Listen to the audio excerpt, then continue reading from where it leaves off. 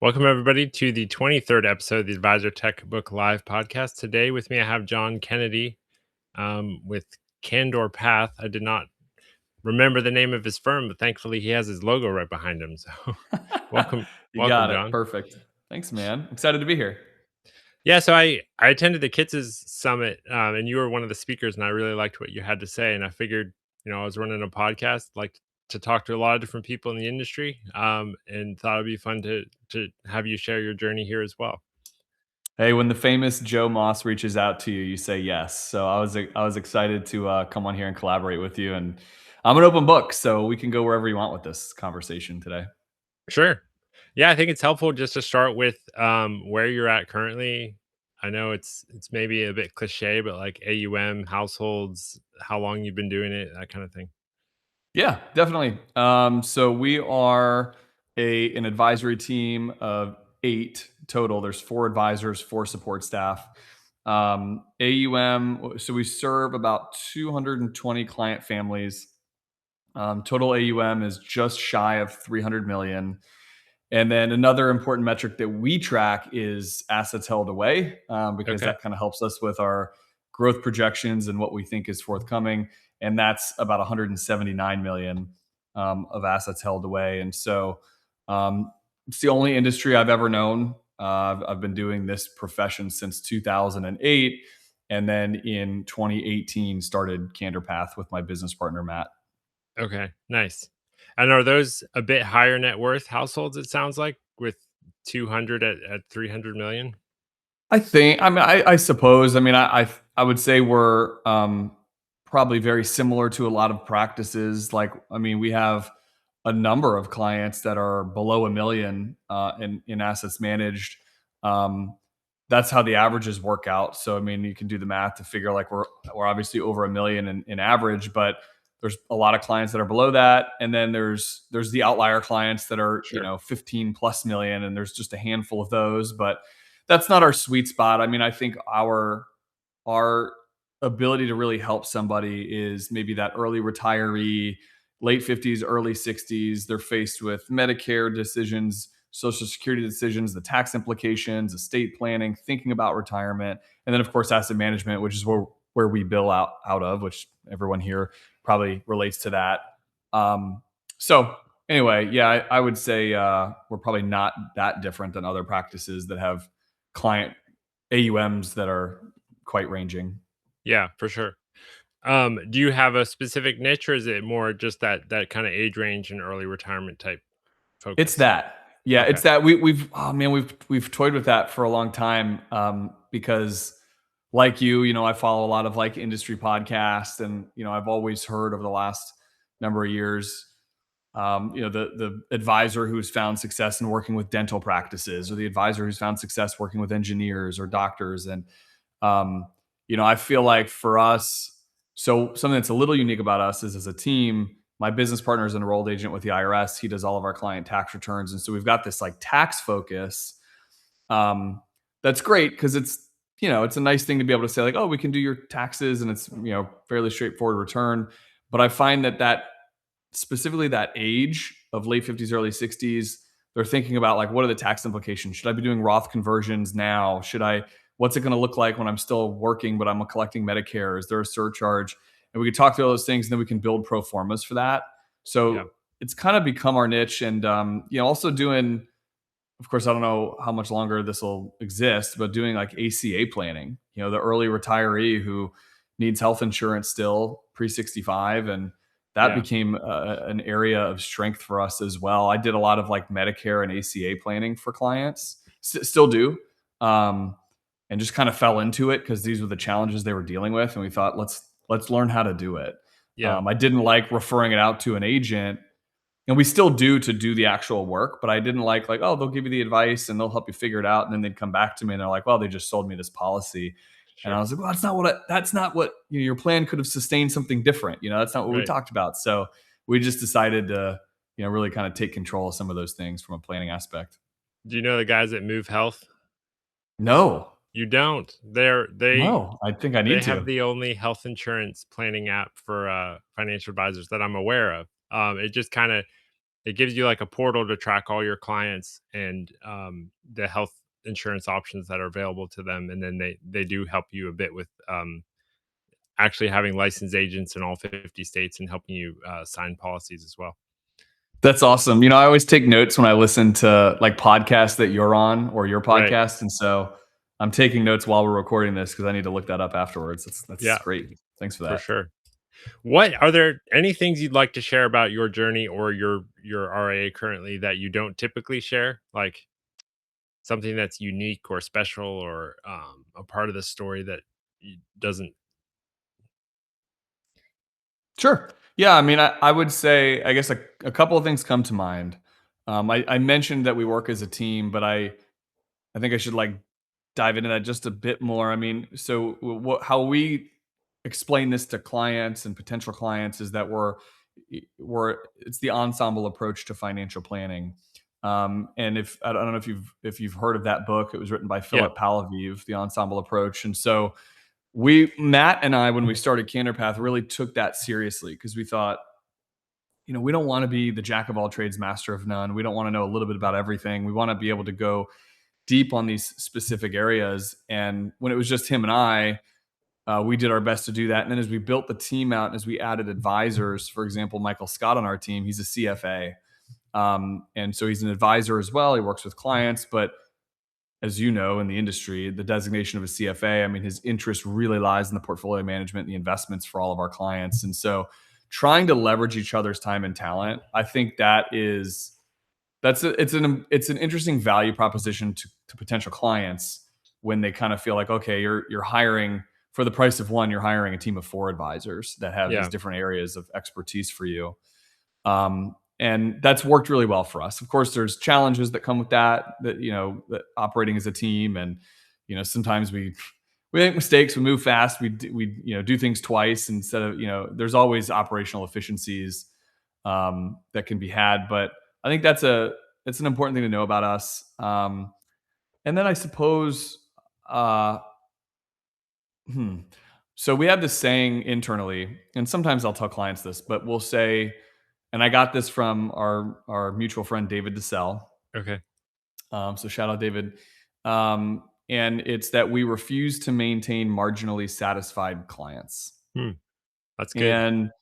And I think that kind of that mantra internally as a team, we all kind of operate with that philosophy, and we don't want to be working with someone that's like not really engaged or is kind of like not excited about the work that we're doing for them, or they're maybe they're a difficult client or whatever. And I will share this with clients sometimes because I think it's important for them to know the value, like the standard that we uphold for the folks that we serve. And so, how do we know if we're doing a good job or not? And how do we know if we're delivering on that statement? Um, we do this thing that we also got from David, which is an interactive client survey, which is kind of uncomfortable at first, but once you get in the groove of it, you're good. It gets better. But like you ask clients questions, you schedule a separate time, and so that's a what we call a rock, but that's a goal for us this quarter is for each advisor to do at least 3 interactive client surveys this quarter, and the Okay. hope is like we're doing about one a month.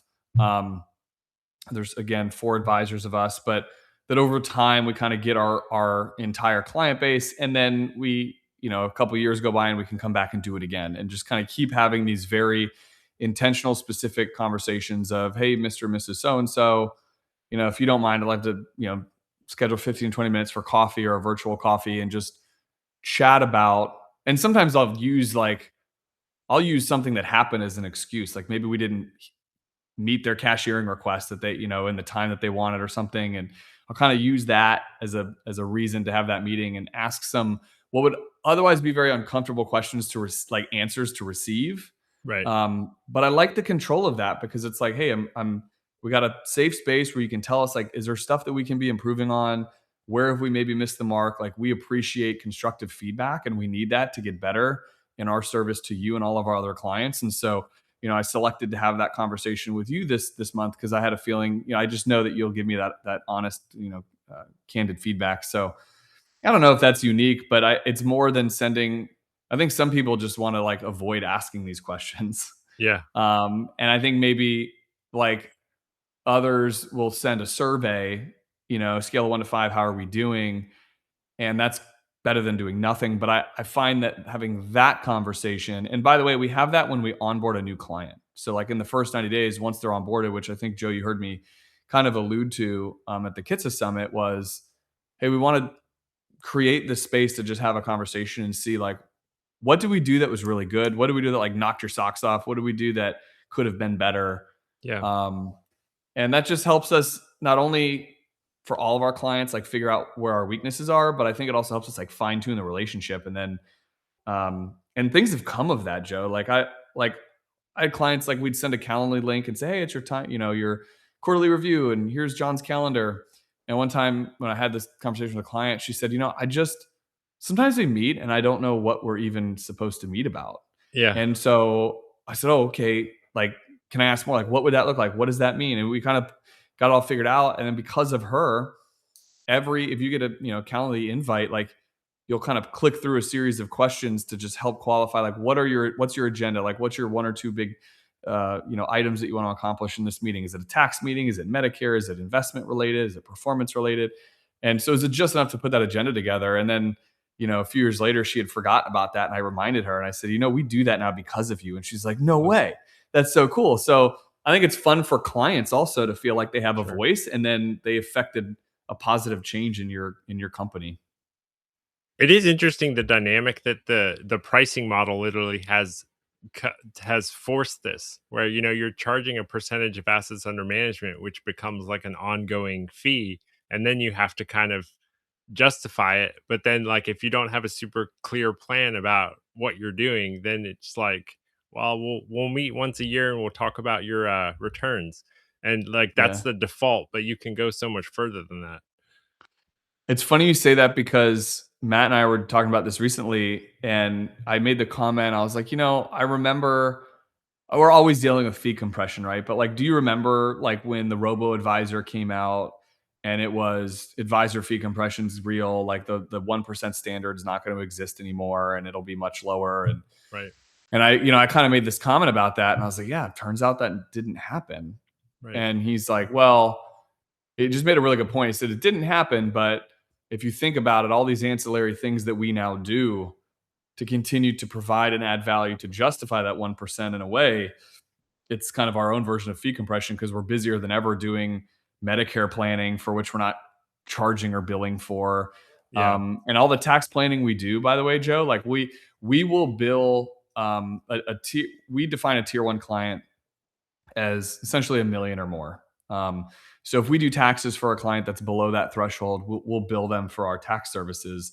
And so we don't generate a lot of gross receipts from tax. Like taxes is not a revenue maker. That is a like keeping assets sticky, keeping the relationships warm, having an excuse to do a pro forma mid-year and talk to them about their taxes, in March and April. And so a lot of folks, tier ones, we don't even bill for that. Yeah. So, it was a really good point where I thought, it's like 1% is still maybe the industry standard, which you know better than I do. I don't even know what the industry norms are now, but I think that's still kind of the gold standard. But we've added so many more value props inside of that keep us real busy. And in that way, it's kind of like fee compression, I guess. Yeah, no, in other industries, it's called like scope creep. Like, you hire a contractor to remodel your bathroom, and then you're like, well, can you replace this door and can you fix this fan? And um, yeah, it is interesting. So fees, in a way, have been compressed because more services are expected for the same price. Never heard that term. You've taught me two new things already in There we 15 go. minutes. No, that is interesting. I think, I mean, I'm a firm believer in like the Nick Murray philosophy that like every financial advisor is worth 1% at a minimum, almost. Um, Mhm. Kids has recently had a podcast where the firm was working with ultra high net worth families. I think it was attached to a tax practice. Um, but even at like their clients at the 15 million level, we're still paying above 1% for all their assets. And then in addition to that, they were charging them for tax planning, estate planning, and some other uh, services as well. And I was like, well, that's very interesting. Like everyone thinks fees are being compressed, but here's literally someone with 15 million under management, paying over 1% for all of it. And they're also charging them additional fees in the hundreds of thousands of dollars for taxes and estates and deaths. And I was like, it is possible to charge more. I think you just have to be very clear about the value you're providing. I think it's also us, like as industry professionals, to grow confident in the ability to do that. I mean, just think about like the cycle of a career. When you get in this profession and you become a financial planner and you go get your series 7 or whatever, and you start talking with people like think about that. Like we're talking with anybody that has a heartbeat, right? Like Yep. like anybody that's willing to listen to us to talk about financial planning or insurance or retirements and 401ks. Like anybody that we can bend their ear, we're happy to talk with them. And then as time goes on, you realize you just have to kind of keep changing that model. And honestly, Joe, maybe we're at a point. I mean, because we have been talking about that internally, where um, I don't know about folks in this community or not that experience this, but we'll take on a lot of clients almost in like a pro bono way, because we know in the next 3 years, and this is literally yesterday, I had a meeting like this. It's like in the next 3 years, retirement's there and the windfall event will happen and the 401k rollover will come and Yeah. the pension lumps, the potential lump sum rollover will be like, it's all these things. And you're like, all right, well, let me build a relationship now. So, you get in your own head, you're like, should I bill them $5,000? Like, should I bill them a direct advisory agreement just to, do that? Or do I just kind of keep the rapport going, have a check in here and there and not charge them anything until 3 years from now when I can finally get paid? And we're finally getting to that place, I think, as a firm where we're saying like, we, we have to build something for that time too. Yeah. I think it's just a confidence thing and it's a career progression thing. But I don't know. What are your thoughts on that? I mean, that might just be in my own head. Might be wrong. I like to tell advisors, especially around tech stack, like there's a lot of advisors that have tools that they're not actually using, but they keep paying for them because they think they might eventually use them. Like a lot of advisors will Mm, buy Plan because everyone else is buying Plan. They've never actually used it with a client, but they're like, I probably will someday, so I'll just keep paying for it. And I like to yeah. say, you're just giving Plan charity. I mean, like, is that who Right. you want to be giving your charity to? Yeah. Um, so that's kind of my opinion. Same thing with pro bono work. I think it is kind of like if you're working for them for free for a few years in the hopes that you'll get paid eventually, like that is negative into your profits because that time could Yeah. be spent in ways that is profitable. Um, Yeah. so And I think figuring out that scarcity mindset of like, they will probably pay you what you're worth to do that during that interim period of time. And if they don't agree to it, like there'll be more clients that come. I think yeah, I've part of what has maybe helped us get to where we are, but might not help us to get where we want to be, is that like it was like we'll help anybody and do whatever we need to do, and kind of lived with that scarcity mindset for quite a while. right, And I think we're changing that as best we can. yeah. I think every human is on a journey, and the results you're getting currently are based on your current beliefs and thoughts and ideas and confidence levels. And if you want to Yeah, get to, if you want to get from A to B, you've got to install some new beliefs and confidence levels and thoughts. And um, yeah, you're the same person, but you've got different operating principles, basically. Um, yeah. Agreed. I really like the idea of like figuring out what your time is worth. So set your income goal for the year, divide by how many hours you actually have to do working work, and then just figure out what that hourly rate is. And then even if you don't necessarily like charge clients that rate, you at least in your head you're always like, 1500 an hour or something. Whatever that rate becomes, you're like, so if I do 10 hours of work for this client and I'm not charging them anything yet, I'm giving them 15,000 in free planning. I Mm. think it just helps maybe mentally to think through that. I like that exercise too, because it really doesn't seem like that's not a hard thing to do. That's like an easy math problem to solve for, and at least it brings that to your from your subconscious into something that you put out there. So like the next time you're in the conversation where you're like, I'm bending a little more than I should to accommodate this situation, maybe you don't that time. And that's tough to find, but I like that exercise. I think that's helpful for people. Have you gone through a transition where you charged more or raised minimums or did something to increase revenue? Yeah, I think the one that's been kind of new for us this past year is, um, well, I guess I'll communicate it how like internally, and then there's a different way we explain it to clients, I suppose. But the goal is we don't like if it's not a if a client's not a tier one, which is defined as a million and above, um, we have to get their billings to $10,000. That's the objective, right? So, for Okay. example, if we bring someone in at 900,000 and they're at 1% and that's $9,000 a year in billings, then maybe their tax situation, we can come up with another way to bill them and get it up to 10,000, or we can bill them 1.1% instead of 1%, so Yeah. I think that for us, the number or the bogey is with a new relationship, we want to be at minimum 10,000 Right. in billings, and how we arrive at that is subjective to the advisor. That's fine. And we're kind of putting in some um, standards as a company to give some autonomy to, like, every now and again a pro bono case comes your way of somebody that you really want to help, because you really feel called or compassion towards their situation, or maybe they're going to be a great referral source and you just want to be a resource to them, whatever the case is. And so we've kind of said, like, all right, we'll give the latitude of being able to take on pro bono cases a year, but not saying yes to everybody. So, like, forces you to be selective of, like, yeah, we've got that willing heart to want to help people, but let's be very intentional about who those three are going to be. And it's no hard and fast rule. I mean, we're a small team, so like rules are made to be broken, I guess. But I at least like the idea that there's a standard there for us as a Yeah. company.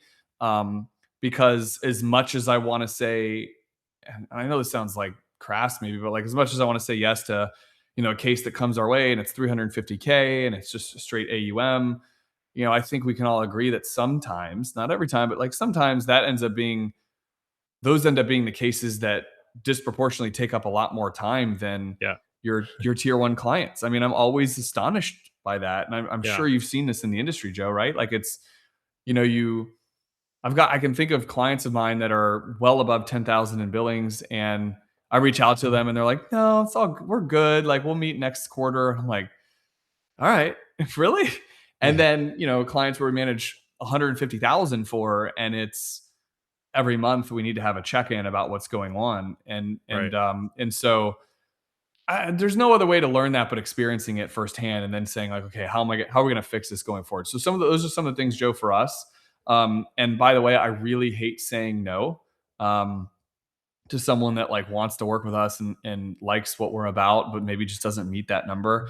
And so one of the things that we do is we say, okay, I'll explain the fee billing, I'll explain how we work and how we charge, and I'll say, listen, like, this is a great conversation. I'm really enjoying this. I'd like to continue it. So why don't we do this? If you'd go to we have a e-course. It's like a free online e-course. It's called yourmoneystory.app. Okay. You could do it over like an afternoon, but realistically, maybe 2 or 3 weeks if you did like stopped and did the homework and did the budget and all that stuff. And we kind of created it so that, I mean, we wanted more people to know about CandorPath, but it was also a nice buffer to be able to. It's like a nice no. It's like, hey, why don't we do this? Work on the e-course, work on these things independently, and then after that, we'll have a 60-minute meeting. Like, I'll meet with you. We'll go through all the stuff that you did as a result of that e-course, and we'll just map out the next 12 to 24 months. And then maybe at that point later down the line, it might make more sense for us to work together, or your financial situation gets more complex. And by the way, sometimes people say no to us. No to us. It's not us saying Sure. no to them. They're like, oh, I don't know, I don't want to pay that much. And so that's a good resolve for me too, is to say, like, okay, go to our e-course and work on that, and let's have a no cost meeting and really like dive deep and map things out. And I understand you're cost conscious. That's okay, you should be. And then my hope would be that maybe that course gives them enough value, or you know what, Joe, like if in 7 years later they're like, I remember that one advisor that was willing to give me advice and talk to me and didn't bill me and didn't try to sell me on products. now my situation has changed. I'm going to call that person back. Like that's Yeah. for us, it's like putting a lot of goodwill out there. And so, that's what we call the nice no, but, Yeah. go into that e-course, which is really more born out of like marketing and stuff, but kind of morphed into that in the past year. Yeah, no, saying no is interesting. I like even for myself, something was presented to me today that was, very high rate per hour. And based on some previous uh information, I'm probably not going to do it. But it's very weird mentally to be like, I would previously I never would have said no to this no matter who it was coming from. Mhm. But like now I'm in a position where I'm almost obligated to say no, but my Yeah. brain has a rough time processing that. It's like, wait, money has always been in short supply. This is money. Why would you not say yes? Yeah. It is interesting, these like mental blocks we have to break through in order to reach new levels.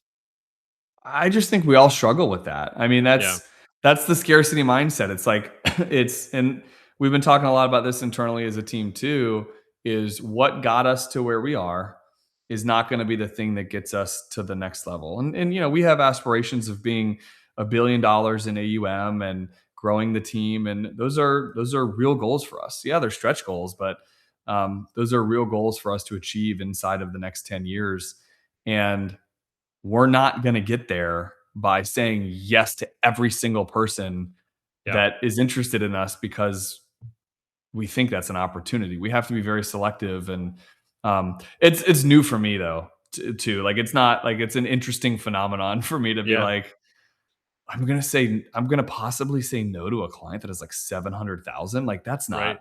normal. Like my brain is having a hard time with it as well. So, but it helps to talk about these things like we're doing right now, and it helps to, as a team internally, we talk about it a lot too. But I've heard them just called unteachable lessons, meaning they're cliches and everybody says them, but it's not until you actually experience it yourself that you realize, like, overnight success takes 10 years. Like everybody knows, if you mm, work really hard at something for 10 years, at some point you'll reach an inflection point and the success will just seem to come out of nowhere. But it took, you know, day after day after day after day of doing the right things to get to that point. But you don't really believe it and fully understand the concept until you've literally lived the sudden spike and you're like, "Oh, that's what they're all talking about." yeah, and experiencing all the pain to get to that point. I think Right.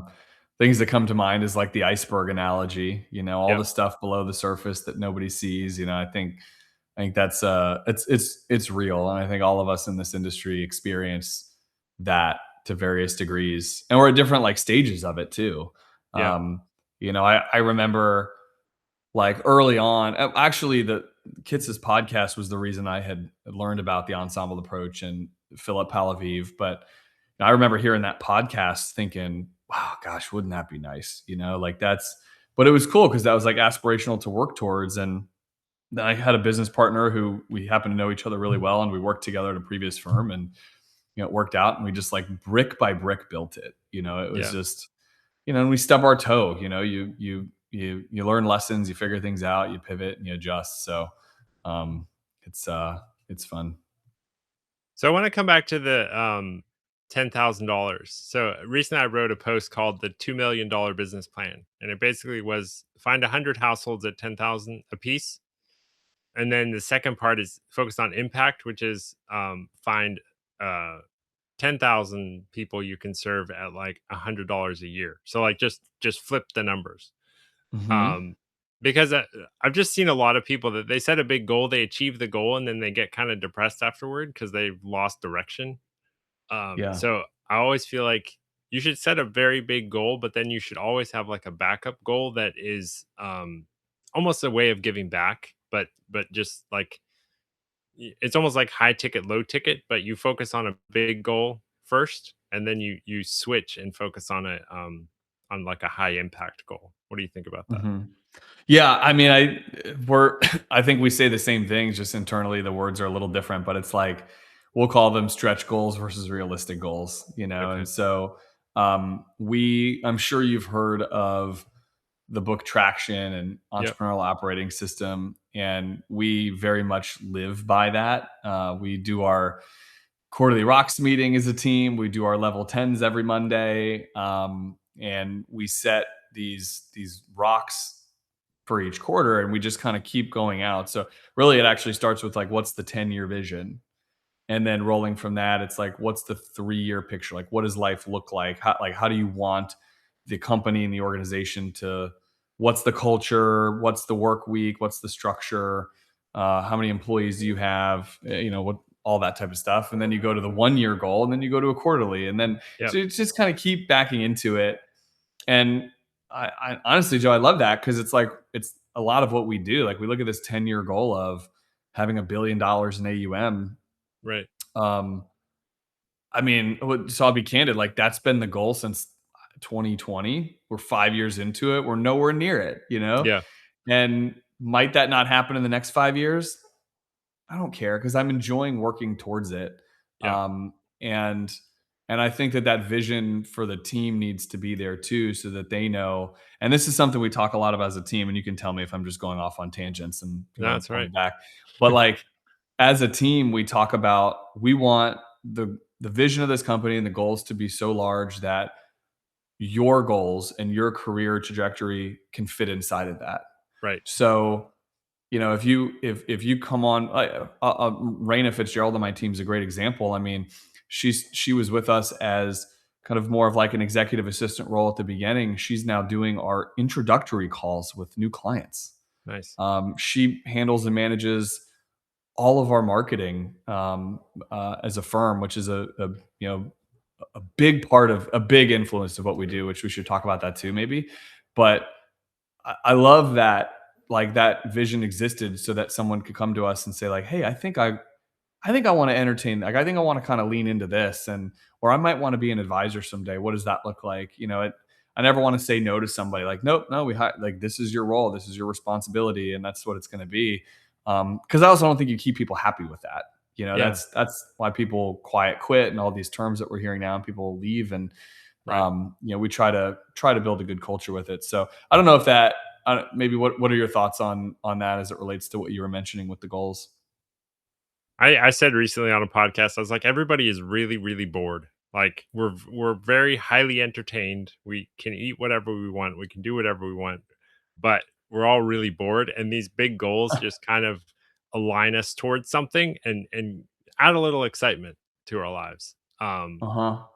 And the Yeah, whole like, like we're mission focused. Like, I don't want to right, wake up and have no direction in the morning. I want to know, yeah, like, what am I working towards? right. And so like the 10x is easier than 2x concept, I think is all about this. Like, um, I if you have it aim behind for me somewhere. I was going to grab yeah, the book and hold it up. Yeah. if you aim for 10x and you hit 7x, like that is a lot easier than aiming for 2x and only hitting like 1.5x. Yeah. So this Yeah, is because you'll never hit 7x if you're aiming for 2x. right, exactly. Best Yeah, case scenario is you hit that low bogey. And I think the other thing too for us that's I think important is, through that, I think the 3-year picture is really cool, because we talk about like, what do we want our life, like, what do we want our company to actually look like? So it's one thing to yeah, say like, well, we want to be at $1 billion in AUM, and we want to be, all these things, and keep our independence, and we've got all these things that describe that. But then, so we kind of go to the 3-year, and because 3 years feels a little more connected and close, like, you can kind of think about like, oh, what's life going to be in three years, and so what do we want that culture to look like? And so we wrote things down like, we want to always focus on recruiting over hiring. We don't want to grow so fast that we got to keep posting job things, and just get whoever comes in the door and have to do the traditional interview process. Like, recruiting, I mean, even things like this now, it's like people hear about you, within the industry, and you maybe build a good reputation, and someone comes your way and says, hey, if the opportunity ever were to arise, like, that's kind of what we mean yeah, by recruiting, or like working within our own network of our own team and saying, hey, who would be a good person for this, to fit this role? Maintaining the flex workspace that we have. My entire team works virtually. yeah, I don't plan to go to full in office. Our office exists for client meetings only, because, let's face it, clients don't want to meet at like the Panera Bread down the street. If they're a new, if a new prospect's like looking to bring over $2 million, they probably want to meet somewhere with you that feels, sure. more legitimate and authentic. And so, anyway, I just love that stuff, and I could talk about it forever. But I think you have to have these. What do they used to call it? Like the big BHAGs? BHAG, the Yeah, big BHAGs. Like you, yeah. big. What is it? What? Big, hairy, audacious goals. Yes, Yeah. yeah. You have to have that, and for me, it's very motivating to work towards it. So like, I Yeah. think we align there.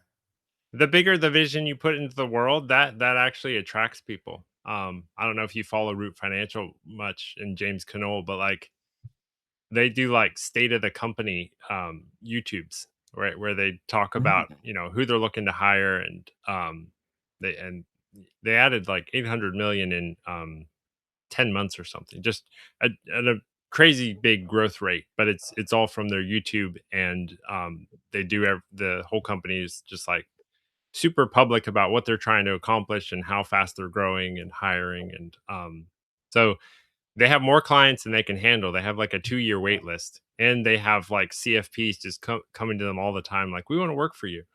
Um, but all by basically putting their BHAG out in public, and so everybody knows what they're trying to accomplish. This is great. I mean, I'm like I said at the beginning of this, I'm taking notes, so I'm going to look into Yeah. that because I feel like that would be fun to do. We have what I don't know, 115 followers on YouTube, so maybe it can grow Yeah. our YouTube audience too. YouTube is unique. So this morning I do these podcasts, I put them up on YouTube, and you can promote individual videos. So I put $250 on a video, and I gained like 320 subscribers from the promotion. So you Wow. can actually, I don't know if it's the right subscribers. That's always you whenever you throw ad money at something, you're not sure if you're getting like the right people. That's kind of up to the algorithm who it's sending your way, but you can actually like buy subscribers and followers if not that that's the right goal. I mean, Michael Kids is huge about make sure you're tracking the metrics that actually matter, but Sure. um you can boost things, boost impressions with money. Yeah, we do a lot on YouTube. So like we'll do a lot of YouTube shorts as well. Yeah. When that became a thing, we're like, okay, we're doing Instagram Reels anyway. We can make them YouTube shorts and Yeah. repost them there. And I would say a majority of of likes, engagement, or what have you has come from our YouTube shorts. So there's definitely something there, especially with an audience of only 115. It's still getting in front of people somehow, which I think is pretty cool. And I don't know. I mean, I'm curious how you view marketing in 2026 now, but like I think for us, we've just kind of continued to maintain. We're just going to be consistent with it. Yeah. We try to do a podcast every week. We, we post content online probably I don't know 5 to 7 times a week on each platform. So like 5 to 7 times on Facebook, on Instagram, on YouTube, on LinkedIn. And for me, it's never been. There has been only a handful of situations where an actual client comes from those things, but directly, but indirectly, it feels like almost all of them are by the time they come into the office. I mean, we met this awesome guy last month, and he's a client of ours now. And he sat down with Michael and I for the first time, and he said, "Man, I feel like I know you guys." Yeah. And I said, "Well, what makes you say that?" And he's like, "I watched Michael and Matt on the quarterly update that you guys posted on YouTube. I listened to your podcast last week about so and so." And I just always think like, man, that's so cool that, that person's not engaging, liking, sharing, commenting, but he consumed it and it gave him enough confidence to say like, I like what these guys have to say going into that meeting. And it does seem to shorten our sales cycle from like that first meeting till to officially a client. But I don't know. What are your thoughts? Yeah, I think building in public is builds trust before before you've ever talked to them. So writing, podcasting, YouTubing, doing it in public, people feel like they already know you and can trust you and know how you think and what you recommend from that.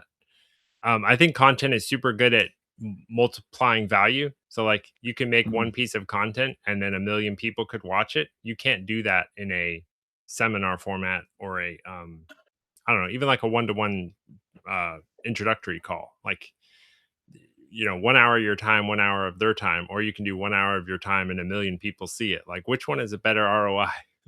Yeah. So any way you can multiply that. I kind of re-engineered the whole Kits' summit because I was like, it's I think it was like $300 and 570 people signed up, and I was like, this is basically 33,000 per hour. So it's like, how can a human being be worth 33,000 per hour in a one to many value exchange? Yeah, that's so creative. I mean, what do you say to advisors that, because I feel like I hear all the time, like compliance is not in my corner, so I've got that resistance, or it's always hard to get in motion with it and really enact it. I think everyone knows that they need to do it, and most everybody wants to try it. But what do you say to folks that are kind of at the starting stages of it? You just the only way to get better is to do it.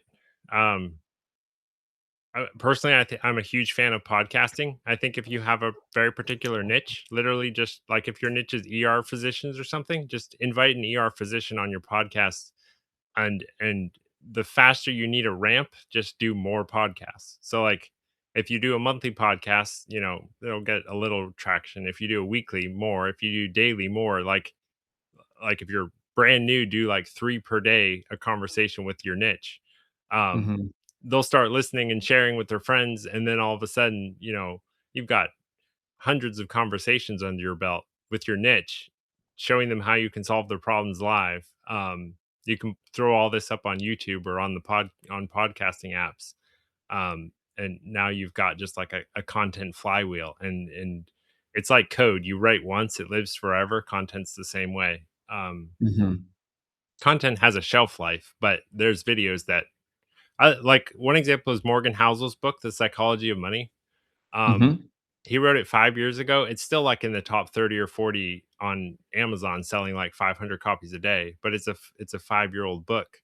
He wrote a book like 1 or 2 years ago that never reached that kind of just didn't sell as well. So like you can put a piece of content out in the world that's kind of timeless, and like it will continue serving you, year after year after year. Um Yeah. and then there's a multiplication effect. Like, if you put 100 videos out, it's almost like compound interest. Basically, it's compound content or something. Yeah.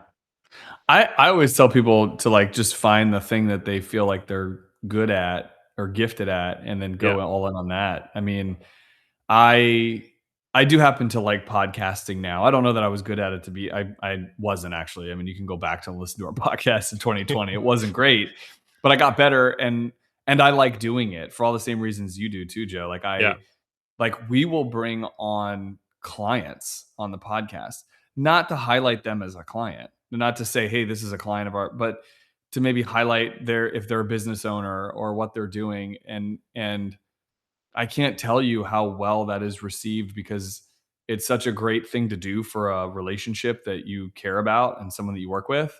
yeah, And then what do? They send that, they're like, oh, this is the first podcast I've ever been on, and they send yeah, it to all of their community.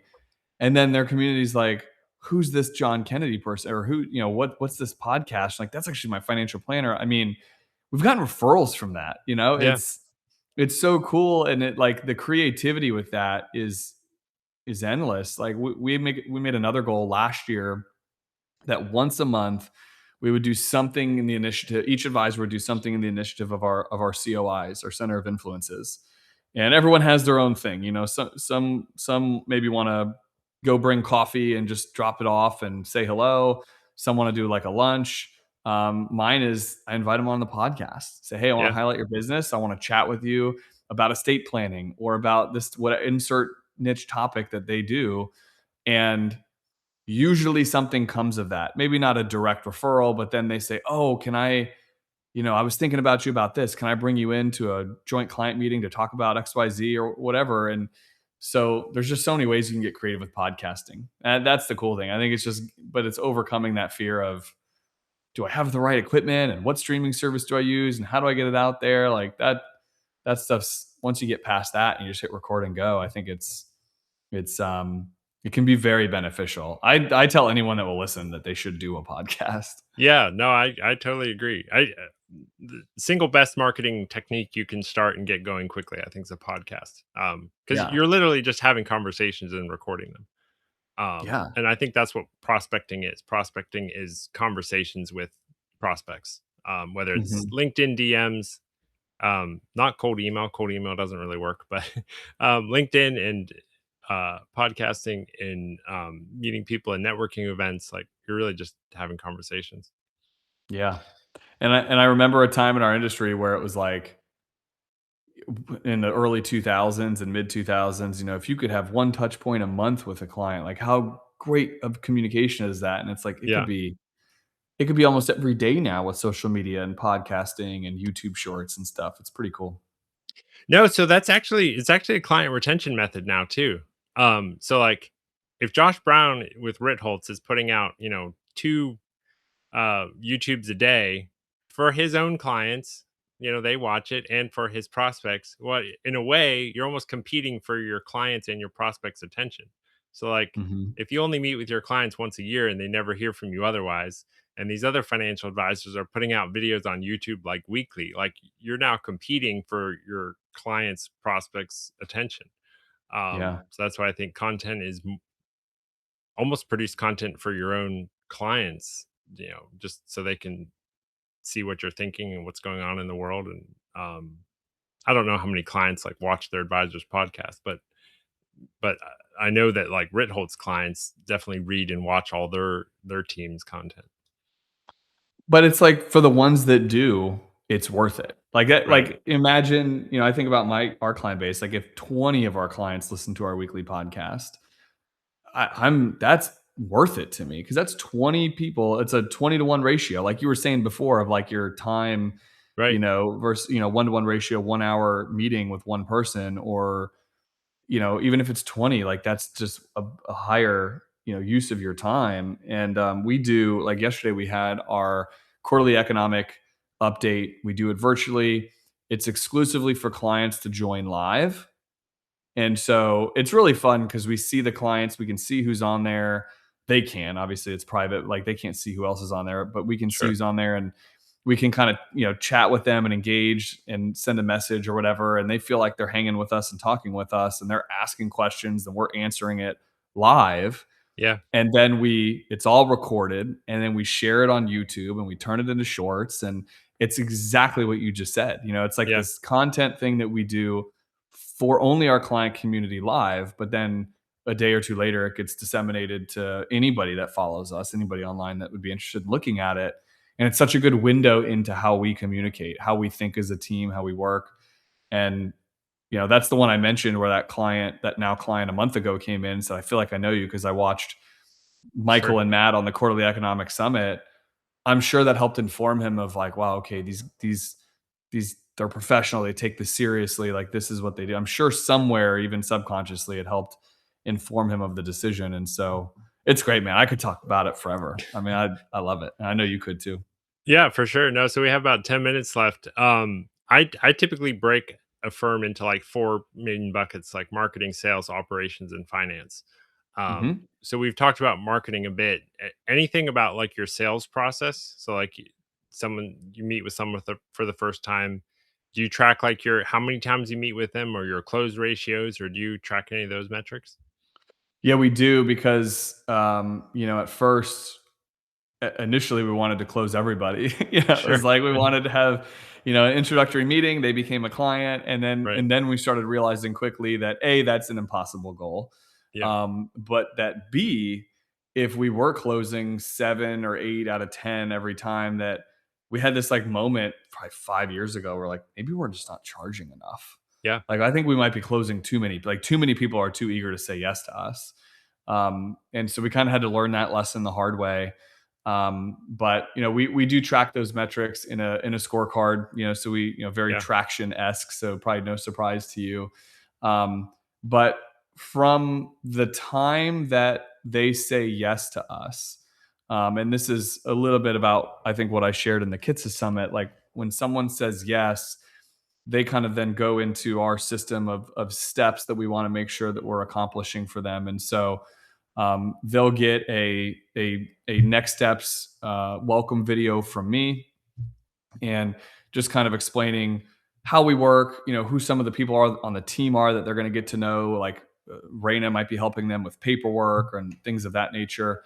And then we'll mention and talk about CandorPathClients.com, which is just a hub of resources, Calendly links and portals, because we all have a portal problem. Yep. Everyone's got like 7 different things to log into, and so do we. And we have a tax portal, we have e-money. It's Yep. confusing. And then I think what is a little bit unique for us, and it's something that we've enjoyed doing over the last year, is this weekly progress tracker, which is so simple. Like, it's not, I spent a lot of time talking about it on the Kitsa Summit, but like in summary, all it really is Raina on the team sending them an email every single week. And the introduction one is kind of getting them to come to expect, like, hey, just so you know, Rain is going to be reaching out to you at 9 a.m. every single Friday with just a weekly update, this Okay. progress report of where things are. And internally, we use ClickUp to kind of keep that information organized, Sure. so we can all see where it's at internally. And then externally, 9 a.m. by Friday, she might write it the night before and then schedule it out the next day. But like, the spirit of it's the same. They come to expect that they're going to get this same uh, this weekly update report Yeah. at this around the same time. And then we just basically, throughout the weeks, we stay in touch either that way, or if something comes up and we got to call them and say, hey, the transfer got rejected because it needed to be wet signatured, so we're mailing this to you, and you can drop it back in the envelope, the pre-addressed envelope, send it back to us, whatever. And then the last one that they get is saying like, hey, awesome news today, this is the final weekly progress report you're going to get from me. John's ready to have the next meeting with you, or insert advisor name's ready to have a meeting with you. Here's his Calendly link and wants to talk about XYZ. And then it's by the way, would love to have a 15 to 20 minute virtual coffee with you and just chat about how your onboarding process went. Okay. What could we have done better? Where can we improve? Did we communicate too much, too little? Uncover if there was a mistake, or if there's something that even if there wasn't a mistake, like, their feelings are valid, right? So if a client's like, well, I felt like this didn't go well, like, it's good to hear that. Yeah. So then we have that interactive client survey, and Raina does those, and that kind of concludes the onboard. Inside of that, we do a lot of other unique things. We send a curated welcome box, which Oh, nice. I had ready in case you wanted me to show it. But Awesome. there's a bunch of different things inside of it. Some of it's like branded swag stuff, but it's nothing that's like, it's not like bumper stickers and coasters. Right. It's like a dream path journal. It's a financial journal that we created that Nice. they can write in. It's maybe a customized gift. It could be like 2 whiskey lowball glasses if they happen to be bourbon drinkers, and Yeah. a toast to your financial success. A book related to their situation if they're a business owner or they're retiring or whatever. Yeah. Just some specific like things that are only specific to them, that they feel like it's personalized and not just this automated, like, everybody gets this gift. Yeah. We want to make it special. I mean, we want them to feel like, wow, this is exciting, and we want to reaffirm the big decision that they made to pick us over somebody else. And Right. that's a sensitive decision. It's like picking a new doctor after your doctor retired or something. Like, it's a big deal. And we want to give them all the reason to have confidence that they made the right choice in working with Yeah. us. So Now I heard recently, like, whenever you sign a new client, are you or they more excited? Like, you should have it so that they're actually more excited than you are. yeah, right. And give them a reason to be so excited that they want to talk to people about it. Like, Yeah. that, I think, is the key too, which I think is, I talked about that interactive client survey at the beginning of this, and just now, and usually the feedback I get is like, that's kind of weird. Like, you're going to do that at the beginning of the Yeah. relationship. And my response is, yeah, I think that is perhaps the highest probability that they're willing to refer, because like, Right. they just made this big decision and they're feeling pretty good about it, and we're doing hopefully all the right things. And if we're not, we're asking how we can make it better. And so they're talking about us at that juncture. 3 years in, they might not talk about us unless we give them a reason to talk about us. So Yeah. it's actually a really good referral opportunity, I find. No, I think that's a great idea. I also love the Kids of Summit, the chart where he showed firms focused on efficiency make half as much money as those focused on, like, depth and value. Did you remember that?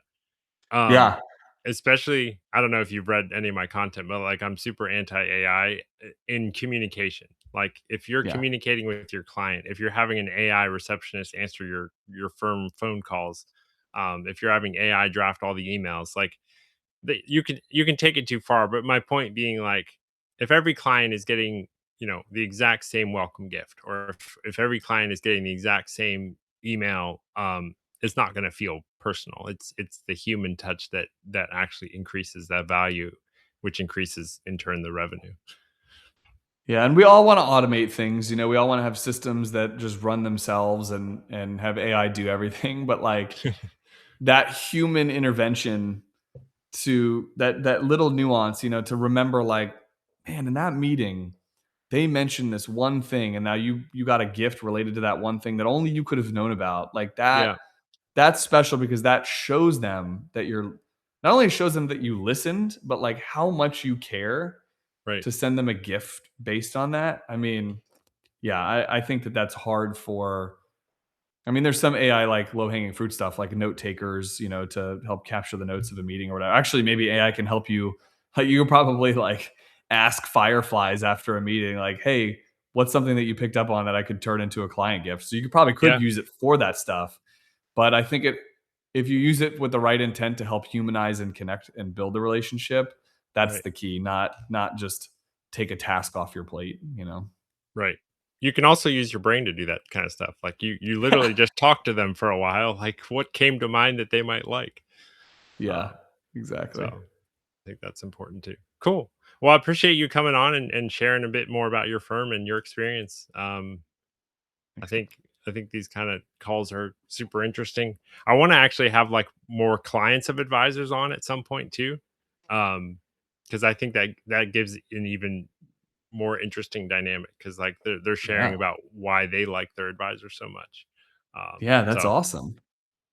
we'll I get love there that idea. eventually. Cool. All right. Well, I'll let you go, and I'll get this out to the world, and we'll see what comes next. Thanks, Joe. It was good hanging out with you and chatting with you. All right. You too. Thanks, man. All right. Bye bye. Bye.